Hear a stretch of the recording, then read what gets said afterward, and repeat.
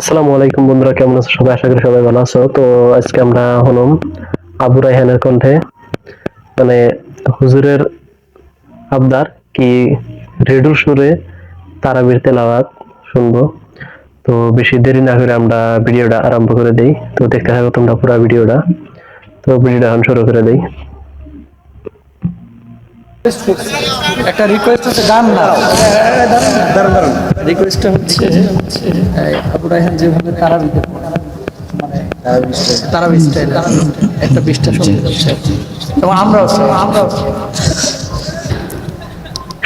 أعوذ بالله من الشيطان الرجيم بسم الله الرحمن الرحيم ما شاء الله. شهر رمضان الذي أنزل فيه القرآن هدى للناس وبينات من الهدى والفرقان فمن شهد منكم الشهر فليصم ভালো লাগলে ভিডিওটা লাইক করে দাও আর অন্যজনদের শেয়ার করে অন্যজনদের শোনার জন্য তো সুযোগ করে দাও। أيام أخر يريد الله بكم اليسر ولا يريد بكم العسر ولتكملوا العدة ولتكبروا الله على ما هداكم ولعلكم تشكرون وإذا سألك عبادي عني فإني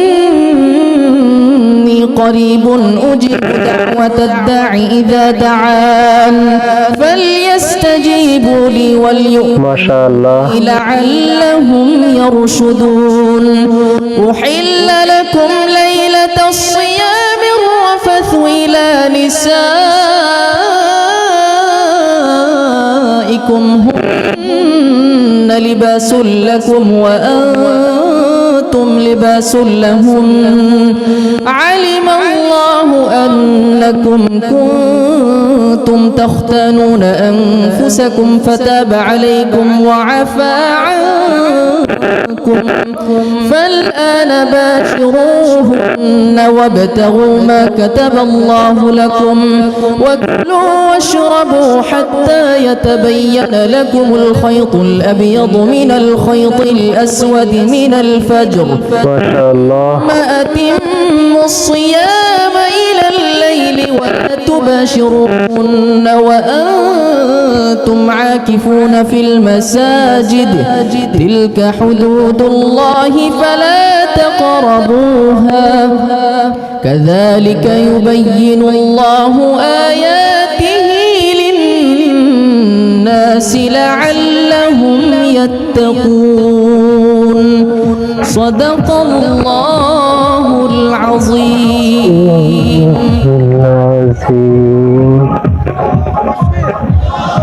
الله أكبر الله أكبر।